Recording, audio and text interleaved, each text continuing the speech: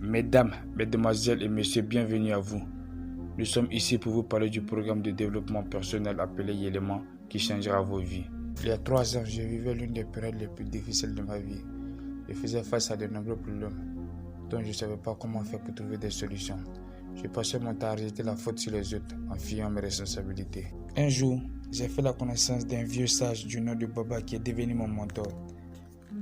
Il m'a fait comprendre que peu importe mon niveau d'instruction, ma situation financière et mon état physique, je pouvais changer ma vie. Il m'a exhorté à m'armer à travers 10 règles et après je devais poursuivre ma mission en les enseignant aux autres. Le plus dur dans la vie, ce n'est pas d'avoir un projet, une ambition ou encore un rêve, mais c'est de travailler sur soi en se disciplinant à faire certaines choses, même si vous n'avez pas envie de les faire. Ainsi faites, tout ce que vous voulez viendra à vous. La première chose que je vous conseille avant de vous donner les 10 règles est d'arrêter de vous plaindre. Comme la vie est une série d'épreuves, elle ne sera jamais comme un long fleuve tranquille. Il y a un dicton qui dit que les plus grandes douleurs sont muettes. Donc la plupart des gens qui souffrent réellement ont du mal à exprimer ce qu'ils ressentent. Alors soyez reconnaissants d'être toujours en vie. Ne suivez pas cette tendance qui consiste à se plaindre pour tout et n'importe quoi. Car ceux qui le font de manière consciente ou inconsciente sont les seuls responsables de la situation dans laquelle ils sont bloqués. Le problème actuel, c'est que la plupart des gens pensent que ça arrive qu'à eux seuls. Ils pensent qu'ils sont nés pour être malheureux et que peu importe les actions qu'ils mèneront, ils s'en sortiront jamais. En réalité, nous vivons dans un grand mensonge qui veut nous faire croire notre incapacité à pouvoir faire changer les choses. En vérité, c'est votre choix de réussir ou d'échouer. Alors arrêtez de vous plaindre et prenez le contrôle de votre vie en faisant preuve de responsabilité.